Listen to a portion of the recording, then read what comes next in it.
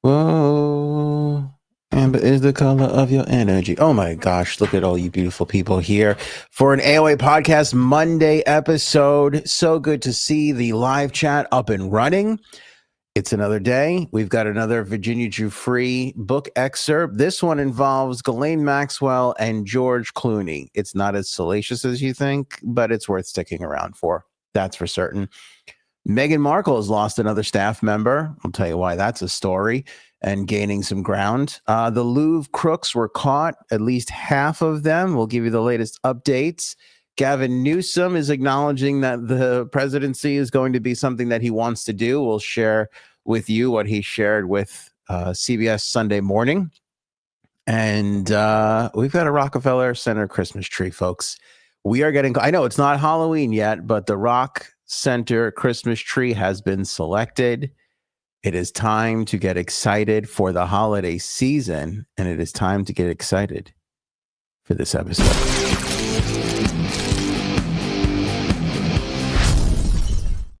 Hello to everybody in the live chat. I love when the live chat is up and running. It is so good to see everybody in here having a grand old time. Don't forget to hit the like button, hit the share button. We need all the algorithm help we can get with the amount of crazy topics that we discuss on a daily basis. You can tell that we get suppressed quite often from the algorithms, and everything that you guys do to just drop some love there, put it on your Twitter, put it on your Facebook page. It helps us a tremendous amount. You have no idea. And all you have to do is hit those little buttons down there on the bottom. So if you could do that right now, that would be much appreciated. Don't forget, it's also Stillbirth Awareness Month. We're raising funds for our good pal Jay Sabs, who works with the Star Legacy Foundation. You know, Jay Sabs lost her first baby, Diana Hope, and during the month of October, we always raise funds for that. So if you can, click the link in the description below and donate whatever you can in the name of Diana Hope. If you could do that, it is so much appreciated. Thank you guys for all your help there as well. All right, Virginia Giuffre has the new book out that came out last week, and we've been going through all the excerpts that have been coming out and making news. And obviously, whenever you have something that involves Ghislaine Maxwell, one of the biggest pieces of trash the world has ever seen, and George Clooney, one of the world's biggest celebrities and movie stars you've ever seen, it's going to make major news. And that's what we have for you today, because the excerpt that's getting a lot of play in social media and it's gone basically viral is Giuffre recounting the time that Ghislaine Maxwell told her that she ran into George Clooney and, how do I say this, spoke into his microphone. Does that gave a speech to George Clooney using his microphone, if you will. Again, algorithm trying to stay on the safer side of things and not get pushed down and shadow banned, as we've been getting banned on different platforms. So trying to keep it all on the up and up. Giuffre writes in her memoir, whether that was true or not, we'll never know. But she recalls a time where she was out with Ghislaine Maxwell, and Ghislaine came over as giddy as a child. Basically, she was just like, you know, I'll read you the quote here. Giuffre writes, one time she came back giddy as a schoolgirl with an explosion of news. With all the buildup and excitement in her voice, you'd think she was the next crown princess. But she had given George Clooney in the bathroom at some random event. She never let that one down.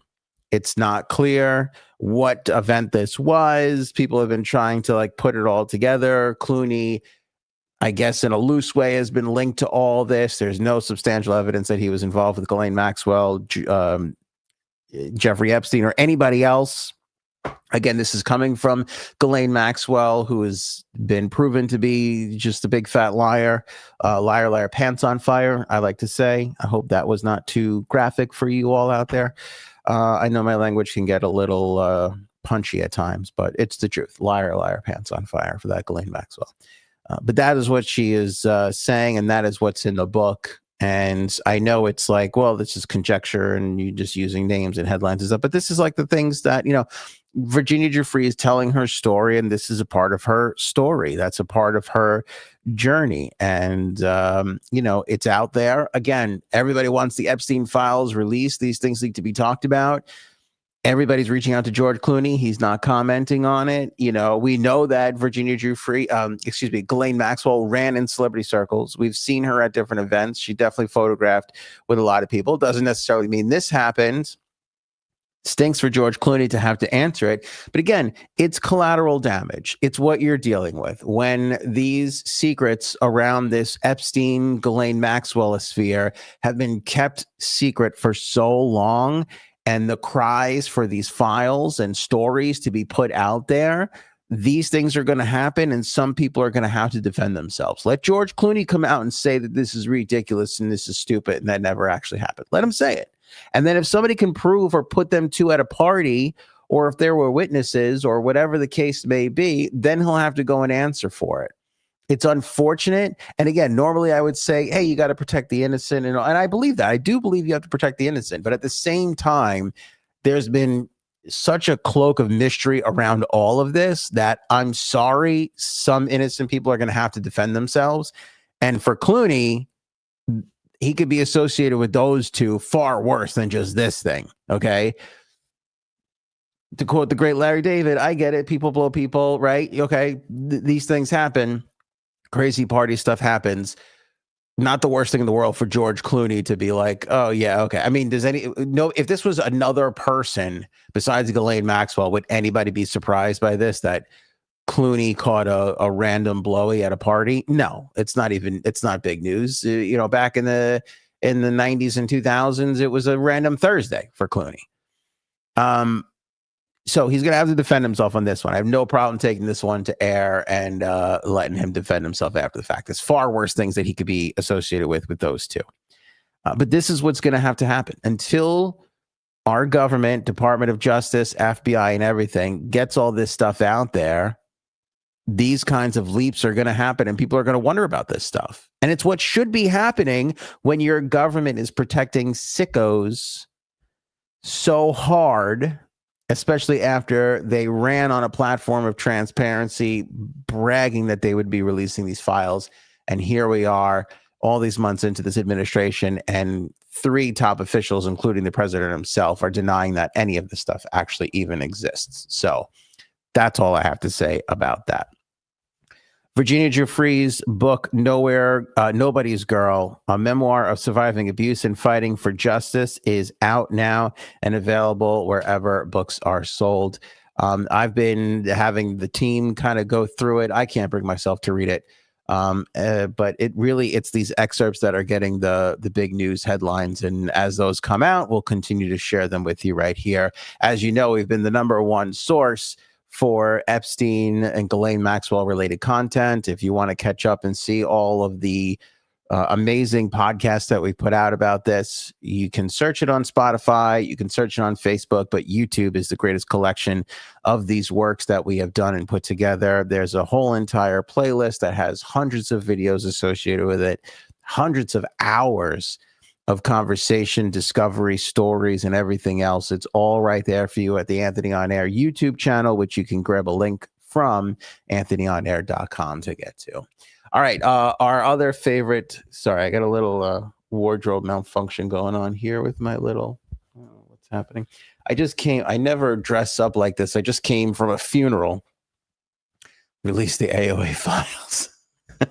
Paul, you got me in enough trouble with this stuff the other day, okay? Paul makes one joke and then all of a sudden we're getting no views on TikTok anymore. So I've been filing tickets. Oh, this is really going to drive. Why is this showing up on okay, sorry. I came from a funeral, which is why I have a collar on. If I'm ever dressed like this, I'm either coming from a funeral or an arraignment. I've been arrested and I've made bail somehow. So just, keep that in mind. But I will tell you, I had a hilarious encounter at this funeral. And if you guys remind me before the show ends, because I definitely will forget, remind me to tell the funeral story. I'll tell you that story. I shouldn't tell you that story. It's horrible. It'll probably get me in trouble. I will probably have to answer and be aggravated a lot about it, but I think it's hilarious. If it didn't happen to me, I would tell the story. So remind me, and I will put myself through all that aggravation and such. Thank you, Christella. I appreciate it. It's very rare that I get to look halfway decent, and although it kind of looks like I don't. It looks like my hand is like float, like because of the dark background. It looks like the little hand from Addams Family. It just kind of looks like that with this. Okay. Anyway, enough fooling around. Let's shit on Meghan Markle. It's our favorite thing to do on this podcast. Meghan Markle. I love talking about her. I do. I take pleasure in it. She's on the downward. She's, I shouldn't take pleasure in other people's misfortune, but for this one, I do, because I feel like you get a special exception when you're dealing with a grifter. When you're dealing with somebody who's scamming people out of their hard-earned money for a living, and you can make them look worse. I like that. I feel like that's a little bit of vengeance. This is not a huge story, but Meghan Markle, in her infinite amount of just failures and utter just embarrassments, has lost another staffer. It is a publicist who is the latest to quit the Meghan Markle and Prince Harry media machine. And you might be thinking, well, what's the big deal? And people quit? People quit on people, to quote Larry David. This is the 23rd staffer to quit Meghan Markle's employment. 23. Meghan Markle has not been employing people for all that long. I mean, it's only been a few years since she scammed Spotify out of all that money and never delivered on the podcast, since she took Netflix for a lot of money and never delivered a show, at least, but not one that anybody wanted to watch or care about. And now the Daily Mail is telling us that Emily Robinson, who served as the couple's director of communications, has left after about 3 months of work. 23rd staffer to quit, this time after only 3 months of work. Not necessarily a great thing. And by the way, having rubbed up against, marketing people all my life, communications people, my first job ever was as a communications intern for the New York Islanders. When you get to work for a celebrity, somebody as powerful and known as a royal family member, like that's the cream of the crop.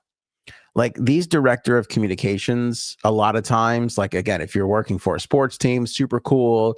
If you're working for, a royal, a celebrity, like this is massive. Most of these people have to work for like law firms and corporations and really mindless, boring, every company needs a director of communications. Can you imagine? I don't even know. What's like a huge, accounting firm, or like take one of those tax places like H&R Block. Could you imagine being the communications director for H&R Block? Exciting news, everybody. We're going to do your taxes really well. Fire the message. Like, how boring is that? Now, could you imagine getting a celebrity, movie premieres and, free events and all this glitz and glam, like it's the top, and a royal, no less. I mean, this is what people who do that type of work fight for. And this young lady, Emily Robinson, was there for 3 months and was like, get me the hell out of here. What does that tell you about working for the great Meghan Markle? A source told the Daily Mail it was her decision. She left a few weeks ago. She's not a quitter, so things must have been pretty horrible for her to go. I mean, we've all been there too, right? When you get a job and you're like, oh, this is cool. They seem like cool people. Like, this seems like a cool place where I could grow and learn. And then on like day 3, somebody's like, oh, you don't know about, blah, blah, blah, or whatever it is. And you're like, ah. And then you ask somebody else and they give you weird, and then nobody wants to talk about it. And then you're like, uh-oh, I've fallen for a con. I thought this was a great place to work. And alas, it is not. And that is exactly what it seems poor old Emily Robinson is facing there. 3 months on the job, 23rd staffer to quit since Meghan Markle started her massive jelly empire. Or I shouldn't say jelly. We can't call it jelly. It was spread because it didn't even have the consistency to be called a jam or a jelly. So her spread empire, as ever, is bleeding people at an unbelievable rate. Prince Andrew has been able to hold on to staff longer than Meghan Markle. Okay, that just goes to tell you where we're at in the world of the royal family staff members. It's absolutely absurd and insane. We are flying through topics. Oh my goodness. 2 members of the Louvre crew that robbed the joint are now in police custody over there in France. One of them was caught on the way out, was trying to leave, got nabbed at the airport. The other one, we're not really quite sure how they were brought into custody, but 2 of the 4 suspects in the $100 million museum heist are now in custody with the police in France. They allegedly stole $100 million worth of France's crown jewels. Everybody has seen the footage, I'm sure, by now. We don't really know much about them other than they're 2 men in their 30s, and they're from a suburb just north of Paris. They were detained by police as part of the investigation of organized gang robbery and conspiracy to commit a crime. That's what they're being held on. Police were supposedly tipped off on Saturday about one of the suspects likely to be flying out of the country and heading to Algeria in North Africa. They arrested him at the airport in Paris as he prepared to board a flight, according to French outlet BFM TV. The second suspect was arrested shortly afterwards in Paris. So it kind of sounds like they got one off of a tip, which is amazing. How did they get tipped? And then they got the second one, which makes me believe, I mean, the logical step there is that the first one gave up the second one, either intentionally or unintentionally. And we're not sure about the other 2 yet. The police have not recovered the stolen jewelry so far, but it's only a matter of time until that happens.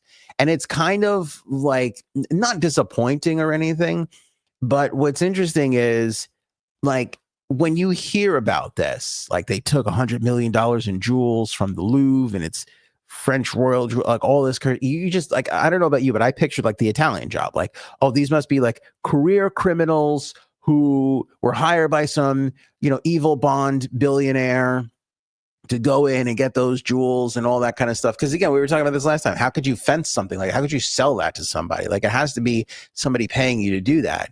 And now it just kind of seems like a bunch of local gang members north of Paris, which is anybody surprised that there are gang members in Paris? I just picture it's a bunch of people walking around like, I don't know, should we get a baguette? Let's smoke some cigarettes. Gang members in Paris don't go together for me. And I don't know if this is like a stupid New Yorker thing, because in New York, we have gangs. In Los Angeles, there's gangs. In Chicago, there's gangs. In Paris, there's people who get baguettes. There's people who are just like, do you want a croissant this morning? I don't really picture gangbangers being like, should we have a croissant? Or I'm trying to watch maybe a little baguette later. I don't really know. Everybody's got like scarves on. To me, it just seems like the softest country ever. That's not an insult. This is just my closed-minded New Yorker mentality. Everywhere else just seems a lot easier. Christella says it's gotten bad. I believe that. I mean, I remember they were like lighting France on fire a couple of, months ago, last year, whatever it was. But it just, I don't know. I can't. But anyway, the disappointing thing is that this is like a local gang and not like an international crime ring. Like that's kind of what I was hoping for. Like I see that big robbery, and I'm like, if we're gonna make a movie out of this, if Mark Wahlberg is gonna play somebody, this has got to be some world class thieves. Mark Wahlberg's not gonna sign up to play Jerry, the local Paris gang member. We're not going to get anybody good. And then we're not going to get the movie greenlit. And then we're going to just be stuck doing this podcast forever. So it's all very disappointing, to be totally honest with you. It's all very, very disappointing. Brian the Cannon Bannon reporting one of them was said to have a wig and after the heist bought a Cadillac.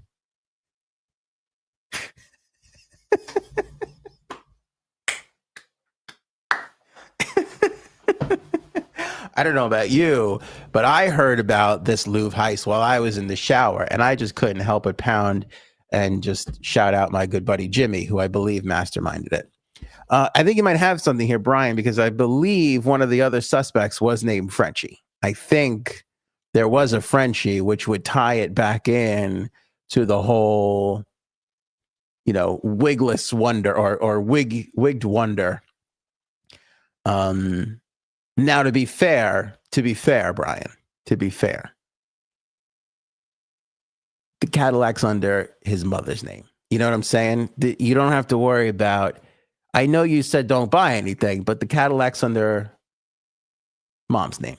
So nothing traceable there. Talk about, I think Scorsese was just talking about this, that by the way, if you haven't caught on, Brian's joke 4 minutes ago was about Goodfellas. So we've been doing all Goodfella jokes in the last 4 minutes. Scorsese said like the most like bone chilling De Niro moment in all of acting was that scene where he's questioning, I forget the guy's name, but the guy who buys the Cadillac and says something about, and he's like, didn't I tell you not to buy anything? Didn't I tell you? Didn't I tell you not to buy anything? And he's giving him that look, and it's like, it is one of the I give Scorsese credit. He knows De Niro. It's one of the scarier parts. And De Niro's done so many scary things on screen, but just that bone-chilling awkwardness where he's like, the guy thinks he's outsmarted everybody, but Jimmy's pissed. It's such an awkward moment in that movie. It is one of those not really quoted in a movie that is so very well quoted. So I will give you that. But yeah, we should look into that whole gang. Louvre's the Lufthansa robbery. I'm trying to figure out how to get Lufthansa into the Louvre robbery here. Maury's wigs don't come off. I think we should just stand around and make Goodfellas jokes for the rest of the. I was going Italian Job when we should have been going. I'm worried about Stacks. He didn't have to go. I get it. He was like the weakling. He was the wheelman. He didn't get a lot of the share. He was going to give everybody up. I get it. But whoever the French Stacks was, run. Go run. Go get your shine box, man. Yeah, we're going to have to do that. No. You insulted him a little bit. You got a little out of order yourself. You insulted him a little bit. That's also great. That was also great. Who was the guy who bought the Cadillac, though? What was his name? Does anybody remember? Did anybody say it already? I forget his name. But he's like, I love that car. He's the coupe, or whatever he says. I think, does it say coupe de ville? I forget what he says. He had a character name, though. That guy's got a character. That guy always looked like Artie Lang to me. I always just saw, whenever Artie came to prominence on Mad TV, I go, that's, what's his name's nephew? Has to be. The guy from Goodfellas. It's got to be his nephew. Those two guys look exactly alike. You put Artie Lang next to the Cadillac buyer in Goodfellas, and that those two have to be related. There's just no other way around it. Oh, Paul got his name first. Cuc de Ville. That's definitely his name. It's a brand new Cadillac Cuc de Ville. Yeah, so they got two of the guys. And it's only a matter of time, especially if these are like lowly gangbangers and not international criminals. Like, there's no way those other two are getting away with this. I mean, I feel like it's the rarest of rare chances you will get like the toughest gang members who just will keep their mouth shut and not keep your mouth shut. You popped your cherry. You didn't rat on your friends and you kept your mouth shut. I thought you'd be upset. Those are the two French guys coming out of their court case.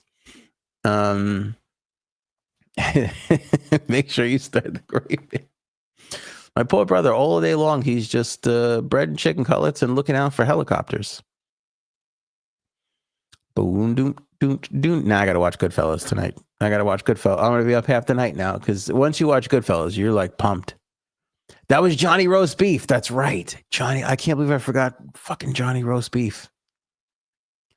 Did you hear about Johnny Roast Beef? Stole $100 million from the Louvre. It's crazy. Bought his mom, bought a Cadillac. Don't worry. It's under my mother's name. Didn't I tell you not to buy anything? Just the way he says it. And everybody in the bar, oh my God, that is so, I fucking grew up in that neighborhood. That is so the way everybody acts. Like nobody wants to upset the loudest barking dog. And they'll all just follow. They'll all just be like, oh, I'm glad I'm not the one who screwed that up so bad. And then what's his name walks in with the mink right after. He's like, are you kidding me? Who's the guy? The guy who gets frozen eventually. Brian, I can't remember anything anymore. I literally can't remember anything anymore. It's been a rough day. I was at a funeral. Did I tell anybody that? It was pretty... Who's the funeral guy too? French. I remembered Frenchie, who's the most insignificant character in that entire movie. Frenchie has a grand total of like 37 seconds screen time. Frenchie, by the way, is the same guy who gets killed by Jim Carrey in Dumb and Dumber with the hot pepper thing. I don't know that actor's name, but he's been in a lot of good stuff too. That's the only two roles I remember him from, the Dumb and Dumber guy, and he was Frenchie in the... I do have dementia. I'm telling you. It's been rough. Ever since Cuddles has been laid up from her surgery, I'm like doing double the parenting work and I can't handle it. I couldn't handle the small sliver of parenting work I had before she went down. She was carrying 99% of the parenting work prior, and now I got to carry like 60%. And it's like, it's Frankie Carbone. Thank you. Bless your heart, Frankie Carbone. I'm going to go get the papers. That movie is based on real events. I know, Chris. Yes, that is yes. Frankie and I grew up in that neighborhood. You know where the diner is? Our house is like 4 minutes from the diner, the hangout place, the real bar where they shot that is right by where we used to take the bus back and forth from school, It's we were all about they shot when I think I've told this story before. There's a scene, when the FBI agents go to inspect the house and Karen has to sign. She goes, just sign anywhere, and she signs, and she's talking about how the other wives spit on their own floor and all that stuff. That scene and the one where he's washing the car down because the body was Billy Batts was in the back, and that scene that was all shot in the neighborhood that I grew up in, and I could literally remember being a child and driving out on a Saturday and seeing film trucks everywhere, and it was like the buzz of the whole neighborhood, and everybody knew. They didn't know it was good. We didn't know it was Goodfellas at the time, but everybody knew that it was a Scorsese movie being filmed. And I'll never forget, my dad is like, we should send you in there with your sunglasses on and your bike and see if you can get a part in the movie. That was what my father said. Isn't it weird how things stick with you? I think I must have been 3 or 4 at the time, 5 at the time, maybe. And I remember that as clear as day. Because, you pass the same thing every day. And then when there's suddenly like 27 film trucks around and everything, like you notice it. You notice a difference. And I didn't even know who Scorsese was at the time, but Scorsese is like a funny name to say for a kid. So you kind of like hold on to that stuff, Yeah. And Henry Hill was all around that neighborhood. There's good comments coming in here. The meme of him frozen is the most overused cold weather meme ever. Yeah, it really is. It really, really is. I feel like Frankie Carbone right now in this studio. It is so cold in my studio. I don't know why. We apparently have a rule in my house where we cannot turn the heat on before Halloween. I don't know what happened, but I went to go turn the heat on the other day. My mom is visiting my home, and I went to go for the thermostat, and you would have thought that I went to go kill somebody. My mother and my wife simultaneously screamed at me, like, "What are you, crazy? You can't put the heat on." I'm like, "Yeah, I don't know. It's like 42 degrees outside." They're like, "It's not even Halloween yet. There will be no heat." So I feel like Frankie Carbone right now as we speak. 2 out of the 4 Louvre thieves caught. It's only a matter of time until those other 2 come in. Again, unless you've picked the strongest street gang we've ever seen in Paris, but I'm disappointed this is just a street gang. Again, I was looking for international criminals that took like years to put. I thought I was watching a Mark Wahlberg, George Clooney heist movie with this Louvre thing. And now I'm going to find out it's just some schmucks from around the corner. I'm a little disappointed. Frankly, we deserve a better class of criminals. If I can quote a Batman movie, you know. Gavin Newsom dropped some major news over the weekend on CBS Sunday Morning that he is going to, and I'm quoting here, give some serious thought to a 2028 presidential run. He says, and I quote, "I'd be lying otherwise." Yeah, no shit. In other news, the sky is blue and grass is green. So we're really breaking some major ground here. But I just think, you know, I know these guys like wait a long time, you know, they like wait for that like perfect moment for everything to kind of like shake out. But if I was Gavin Newsom, I would be like, yeah, I'm running. Like I would think that getting out ahead of all of this would be the way to go. Again, I don't want to sound like a broken record here, but President Trump has changed the political game. There are some things that hold true and will always be. And there are other things where I feel like it's like you can't operate the way you did 4 years ago, 8 years ago, 12 years ago. Forget about it, you know? So if I was Gavin Newsom, I would be like, yeah, I'm running. I'll be there. Because I would want to scare away other people. I feel like he's the front runner for the Democrats. And if anybody else is considering throwing their name in the ring, maybe you can discourage some of those people. And everybody has different opinions on who they want to run, but I think unanimously we could all agree the person that we don't want to run is Kamala Harris, who's also like hinting at like, maybe I'll come back. Like, yeah, maybe no. Maybe not. Nothing against Kamala, but huge loss. I mean, massive loss. Like, she was this sacrificial lamb to a degree, I feel. Because when it came out that Biden wasn't going to run and he immediately named her as his successor, I looked at that as, and I'm on the record talking about this, like Newsom, you know, I mean, you could name a bunch of other Democrats that are kind of in the mix. You don't want to burn one of those good candidates by giving them, you know, such a short runway to run. She was the logical choice where it's like, all right, if she makes it, great, the Democrats keep power. And then if she doesn't make it, okay, great. We didn't burn somebody that could really give us a good, strong 8 years, you know, like Newsom. There's also that guy where is he, in Kentucky or whatever? There's a Democrat he was just on Bill Maher. I was watching him over the weekend. A lot of people say he's good too, but somebody will come up with his name in the live chat. He seemed like a little bit of a robot to me. If you can't hang with Bill Maher, I don't want you running the country. Don't go on to Bill Maher's show and be just repeating, you know, stump speeches. You know, come be a real person, interact, show people that you can be real and you could run the country. You know, I'm not like writing that dude off, but I wasn't that impressed with him. Newsom, I've been impressed with. And when I say I've been impressed, I'm really talking about his hair. I mean, that is presidential hair. That's the kind of hair that can lead a nation. You don't need to have good hair to be the president. We all know that now. You know, some of these motherfuckers never even had hair. We had some bald ass sons of bitches running this day. I mean, John Adams was bald as fuck, you know, and he was the number 2 guy. But I'm just saying, we haven't seen hair that good in the White House since Pence. Pence had a magnificent head of hair. Pence had hair, Hall of Fame hair. Newsom is the only one who can challenge him. And I know people don't like Newsom, but Newsom's a serious contender. Newsom is a serious contender. I would just get out in front of it. I'd be like, fuck yeah, I'm running. I'll be there. But these guys like to wait, and for whatever reason. But again, I'd like to do the let's break the glass, come from the Trump school of running elections, because that guy, he's 2-1. I know he doesn't like to admit that, but he's 2-1.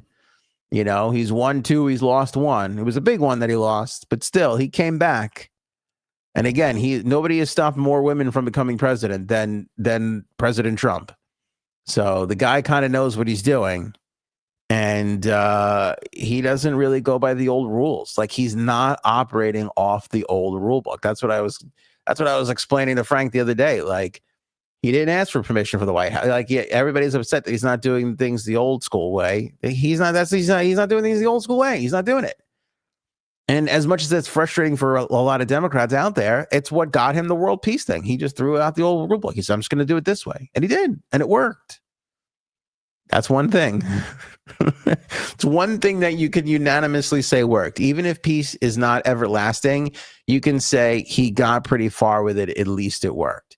Now, I know we've had agreements and little things and stuff like that here and there, but you have to admit, nobody's gotten peace between those two, between Palestine and Israel, the way Trump did, with how crazy heated that those two sides had become recently. He did that. He got one. Unanimously agreed upon. He got it with his crazy methodology. So it's time for the Democrats to start adopting some of that stuff. You know, and I'd like to see Newsom get out there and be like, I'm going to run. I'm going to be there. I don't care what anybody says. I'm going to raise them. He could do it. He could raise the money. And plus, everybody knows he's going to run. He can't run for another term as governor. He's limited. You know, he's limited. So we'll look for Gavin Newsom on the whole running front. Last topic of the episode, we got a Rockefeller tree. I am very excited about the Rockefeller tree. I am every single year. I'm like a child. I love Christmas.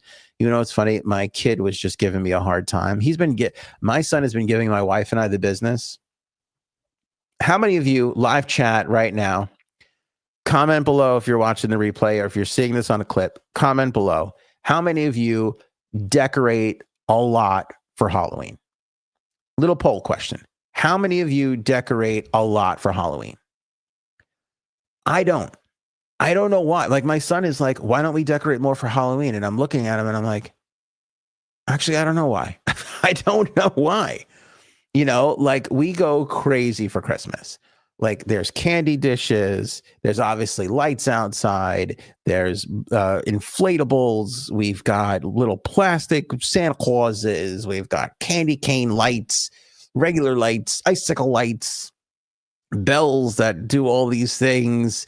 We've got Christmas pillows inside. Stuff goes on the doors where we never have things on the door. Like, we go crazy for Christmas. And I know they have like Halloween decorations, but we don't have any.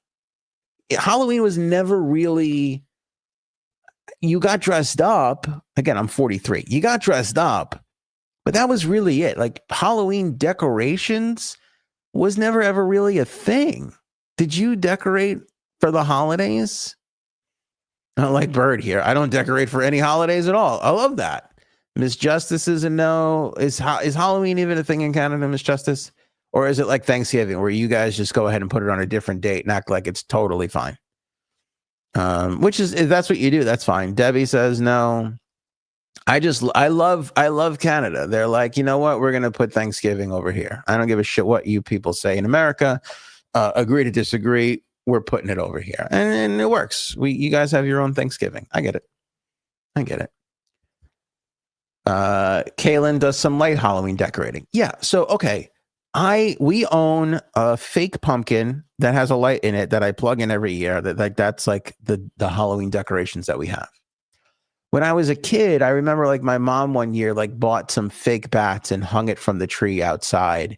I think we made ghosts by like balling up plastic bags and putting like a pillowcase over it and a rubber band and then drawing on it with black marker, like drawing like eyes and a smile, and hung those on the tree too. That was as crazy as it got.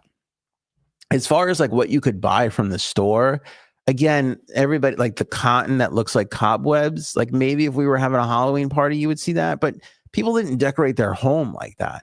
I got a house by me that has, I swear to you, it has 100-foot skeleton. You know, the ones that you see in like Costco, and I got one of those people that had, and there's like 4. If I drive by, you know what? I'm going to try and take a picture.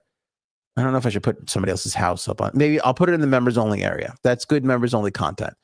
I'll put it in the members only area. There's skeletons all over the place. It's crazy. They go out, they go nuts. They go absolutely crazy. And my son's looking at me. He's like, why don't we have Halloween decorations? And I'm like, get to bed, because I don't have a good reason. I honestly don't know. Like, I don't know what our decorating budget is every year, but it seems like we blow it on Christmas because we're always buying new shit. We have signs that we just hang up in our house, and we have so many signs now that we just put signs on the floor. We lean signs on the floor up against the wall because it's just like there's nowhere to hang it. We have a crazy deranged Christmas decorating problem, and nothing for, and like, he made me feel bad. We have nothing for Halloween. You know, we have nothing.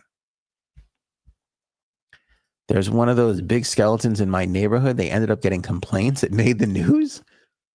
What's happening in Colorado, Bird? What's going on over there? The skeleton decorations making news over there? Are people lining up to sign a petition for the skeleton? Let the guy have his own skeleton. What's going on with that?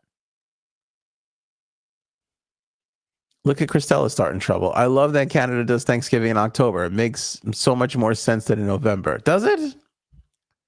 I have to say, this is not a pro-American, anti-Canada thing, but I kind of like that we got the Halloween, then we got the Thanksgiving, and then we got the Christmas. We come off of a great summer, and we line up a bunch of holidays. We take a little time in September to get ready for it because we don't know what we want to be doing in September. Is it still summer? Is it fall? A lot of us just wind up going apple picking. We bring a sweatshirt. We wear the sweatshirt in the morning. Then we take it off in the afternoon. And then we're like, why do we even bring the sweatshirt? The fucking sun is baking me. It's 1 billion degrees. How much are these apples? I could have spent $300 less.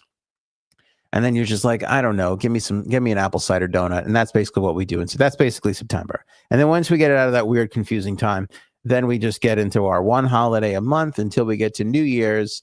And then we just spend the rest of January drinking in our houses, acting like, I can't wait for another summer to come around. That's essentially what it is.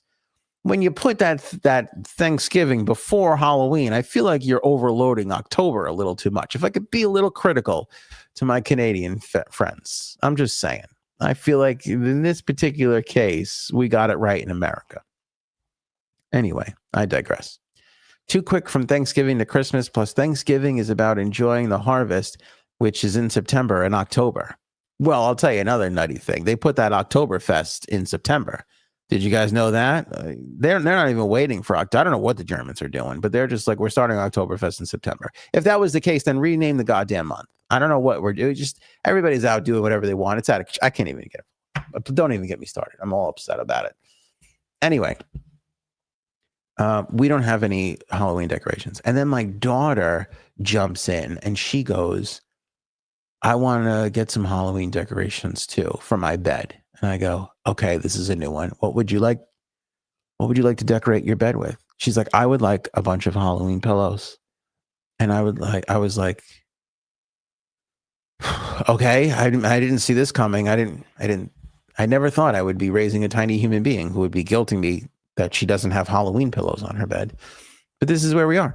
So I go, okay, what kind of Halloween? Now I'm thinking like a black cat, again, a jack-o'-lantern, some ghost pillows. I'm like, what are you thinking? She goes, I would like to have some Halloween pillows, and every pillow has one letter on it, and it spells out Halloween. And I'm like, sweetheart, I know I'm not educated, but that's like 17 pillows. HAL. I think there's 2 L's. There's a lot of E's. I mean, this is from somebody who literally cannot put anything away. I don't think she's ever made her bed once in her life. And she's requesting not just Halloween, happy Halloween. I'm going to need to take out a second mortgage on the house just to put happy Halloween. And I'm like, I wouldn't even know where to go to find. I don't even know. Hobby Lobby. Where would you even find such a thing? I have no idea. But I'm going to tell you this right now. We're avoiding Hobby Lobby. We're avoiding Michael's Craft, whatever that place is. I don't even want to accidentally stumble into a Home Depot right now. I can't even, if I gave my children everything they wanted, I would be on the corner with a cup. I would have nothing. I mean, could you imagine? I'm like, okay, little girl, I get it. What do you want, some bats on a pillow? No, she wants it to spell out Happy Halloween. And if I let her keep talking and didn't force her to go to bed, those pillows would have probably been lighting up and filled with sparkles, in another 3 minutes. It would have cost me another $300. It would have literally, and then I go like this to them. I go, because my son, we've given him little chores to do. Like he has to put the garbage pails out. So we give him money to put the garbage pails out every week. And I go, okay, if you want Halloween decorations, I said, I will match. I said, you save your money up and I'll match everything that you save that you want to buy Halloween decorations on. And he looks at me and he was like, he's like, you're the parent. Shouldn't you be just getting us Halloween decorations? I'm like, but it was never that big of a deal to us. Like Christmas is always our thing. We do Christmas. We don't really do Halloween. If you want to do Halloween, you can. You have your money, save it up, and I'll match whatever it is. And he looked at me like, I want to speak to your manager. Like he literally was like, I'm going to talk to mom about this tomorrow when she's feeling better. Because her mom's foot's hurting right now. She's got the surgery. She's up. It's been, it was a rough day for the foot. He looked at me. He was like, I'm going to talk to mom about this tomorrow when she's feeling better. Just the savvy to be like, I want to speak to your manager and I know your manager's not here. Like the manager who's in a good mood, who gives us everything, is not here at the moment. But when she's back to feeling better tomorrow, I'm going to get her and you're in trouble. Was the exact look and tone that he spoke to me with tonight as I put him to bed. That was really, he's like, I'm going to speak to your manager. I'm going to take this up with corporate and you're not going to be happy. It was literally the look and tone that he took with me. It's unbelievable. These kids they're a trip. But they really hit me with like, why don't we have more Halloween decorations? And I'm like, I don't know. Like I get it. Like when you look at it from his perspective, he's sitting there looking at a winter wonderland come every, literally like the Wednesday before Thanksgiving, we're breaking out all this crazy, ridiculous. We've spent thousands on stupid Christmas decorations. He's probably looking at this going, why isn't Halloween is so much fun? Where's the disconnect here? I get it from his perspective. I get the logic, believe it or not. I don't know. I don't have an answer for it. I also I never thought I'd be running out of answers as a parent. It's hard to keep up with all their questions. Like I just got over the copyright law questions from last week, All right, let's see here. My brother threw a candy corn at me and I picked it up and put it on my dresser instead of throwing it away. That kind of counts as decorating. Yeah. Like we literally have, like I said, we have a plastic pumpkin that we plug in every year that's got a light on it. We bought a pumpkin this year at BJ's. Not one of the 1,000 farms around my neighborhood that sells overpriced pumpkins. We just picked one up at BJ's. Still, it counts. And I have a pumpkin on a wooden sign that we picked up at some farmer's market or something a billion years ago that we literally I bang into the front lawn every year. I mean, it's the saddest display ever. It really, really is. I want to get those. Has anybody seen those? This is bad. My TikTok's going to be filled with these ads now. Sorry, everybody. I apologize. I want to get those lights now. Have you seen these? Like they're permanent house lights. And you can just there's a phone app and then you could just change the color on the house lights. Like those I want to get. Because those, then you could make orange and black lights or orange and purple lights and give that Halloween feel. But I think that's part of it. You can't put, lights is everything. I think that's why Christmas decorating went over so well. We like to put lights on our house. And people have tried to put St. Patrick's Day lights and Halloween lights. And yes, some people do that stuff, but it hasn't taken off. Not the way it has at Christmas time. I mean, I grew up in a predominantly Italian neighborhood. The second big group of people in the neighborhood I grew up in was Jewish people, right? I mean, I think that's why maybe I'm so tolerant of Jewish people, because it was always, as Tony Soprano's like to say, about the Italians, Jews with better food, right? I feel like we're pretty much similar people, but we have the better food. Although those jelly donuts that you guys have are spectacular. But anyway, not that I don't love the kishka, but I'm just saying, chicken parm, it's over. All right. And I could do that against any other, ethnicity. But the point is, I grew up with Jewish kids, with Jewish parents who were like, let's get the Christmas tree up. Like everybody likes putting lights around their house, and even if it ain't a religious thing, they're like, let's just fucking do this. It's fun. Christmas cornered the market on the lights and nobody else can do it. No other holiday can do it. Are we ever going to have Halloween lights be a thing? I just don't know. And that's the other thing too. People are lazy. Like, we'll agree to do it once a year in the cold. We're not going to put up a bunch of lights and then have to take them down to put up other lights. Like, that's out of the question. That's why I love those like house lights. Like, I have no idea how much that shit must cost. It must be ridiculous. But just the idea of that I could put up lights on my house and light it up for every little occasion. That's cool as shit. 4th of July, you do the red, white, and blue. Like that I could see taking off one day, but I don't know. And just around the time that we're getting AI robots that we could use to put the lights up on our house, they just went ahead and stuck permanent lights up there all year long. The whole world is backwards. The whole thing is confusing. That's the Empire State. Yeah, that's true. The Empire State Building lights are cool. But you know what? As a true blue New Yorker, that whole Empire State Building lighting up thing is all new. I like it. I like it. Especially when they light up for the Mets or the Islanders. I like that kind of stuff. But that's a new New York thing. That ain't old school. Paul also says, tell the kids to pray for it. Yeah, I'm going to do that. It's so funny when you tell a kid to work for something. Like my kid, we give him like money for little chores and stuff. He blows it all on video game things. He buys like skins for his little Fortnite characters and stuff like that. Can't save a dime. Can't save a dime. It's literally like he's allergic to saving money. I tried to get him to hold on to $5 for 2 weeks. He couldn't do it. It's crazy. I thought the matching funds thing would be a nice idea. He was just like, he wasn't having it. And my daughter, she was just like, listen, you son of a bitch. I'm going to need some Halloween pillows. So get working on it.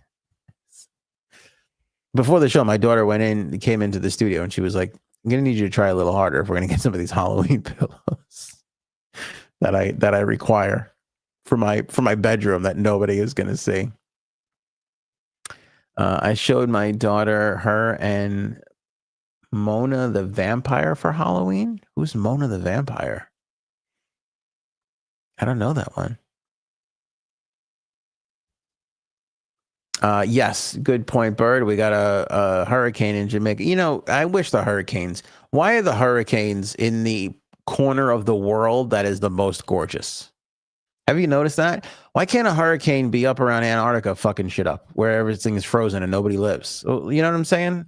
We literally picked a vacation destination and then Mother Nature went, I'm going to just go fuck that up during the nicer part of the year, All right, Christelle, you don't have to go answering my stupid questions with science and logic.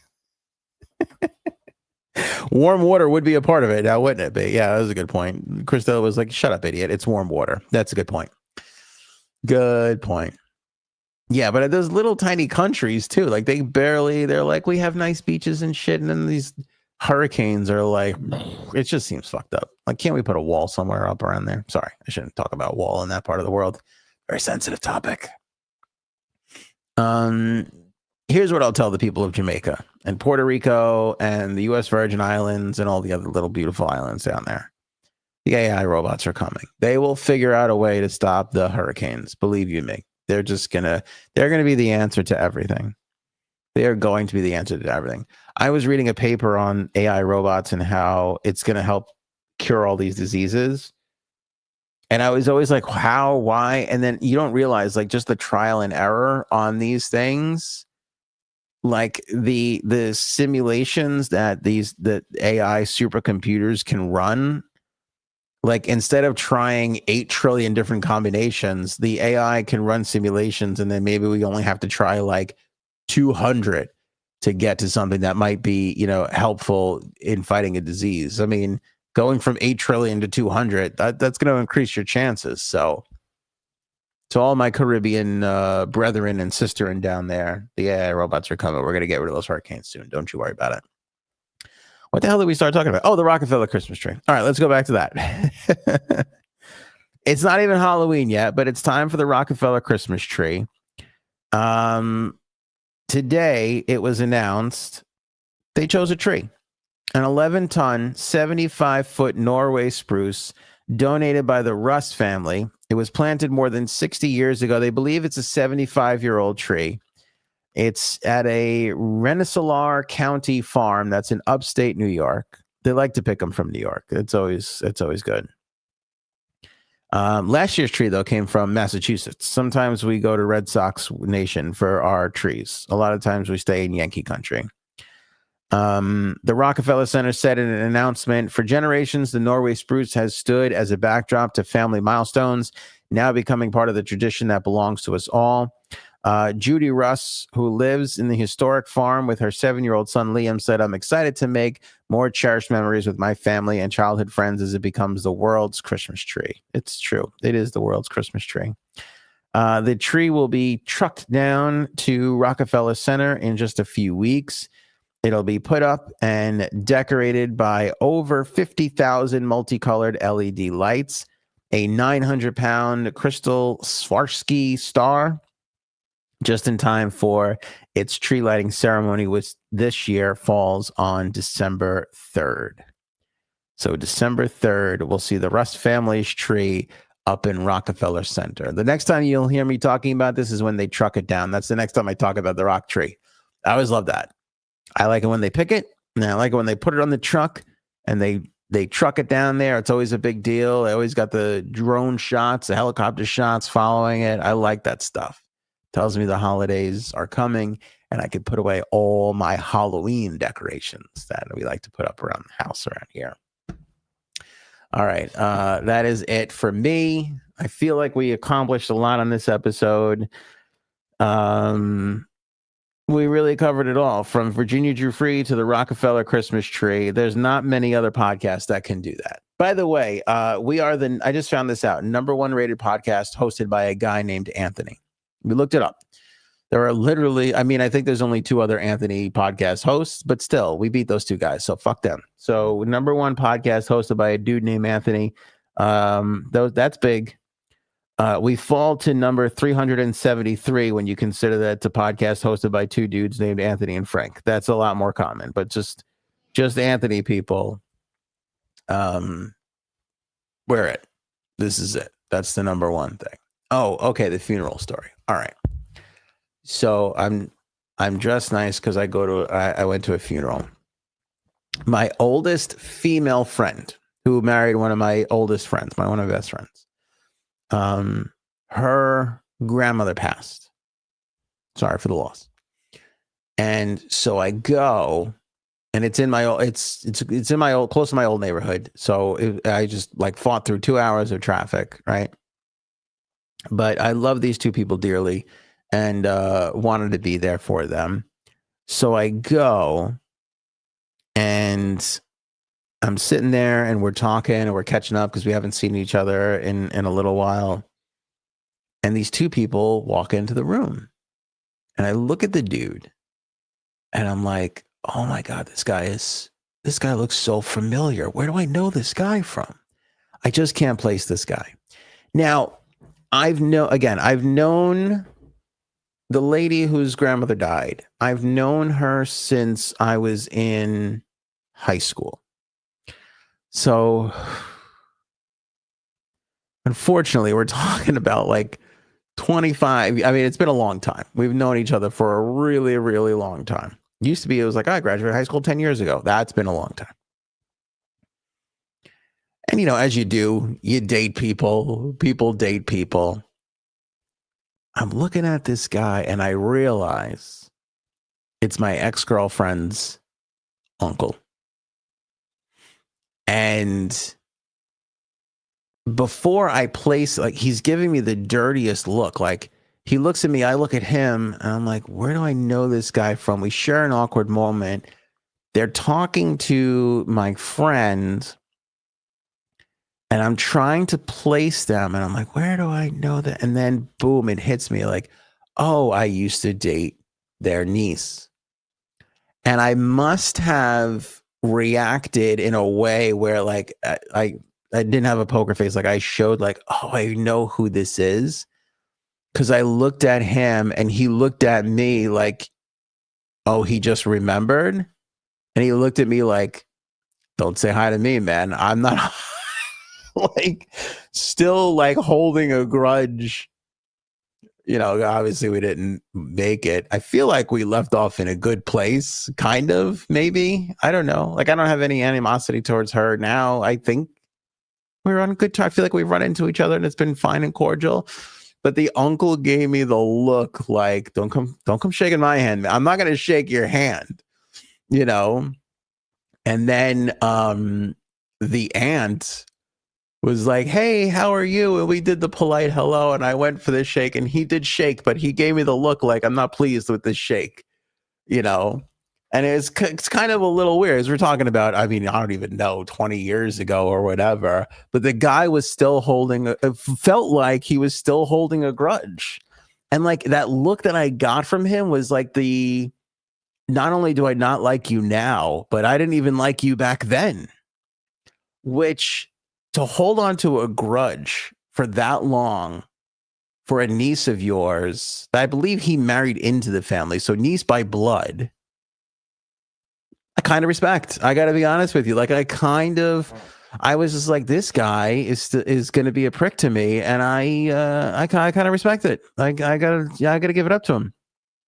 He's like, I'm on her team and I'm not switching sides and I'm not giving you the warm, congenial look. The aunt was so nice.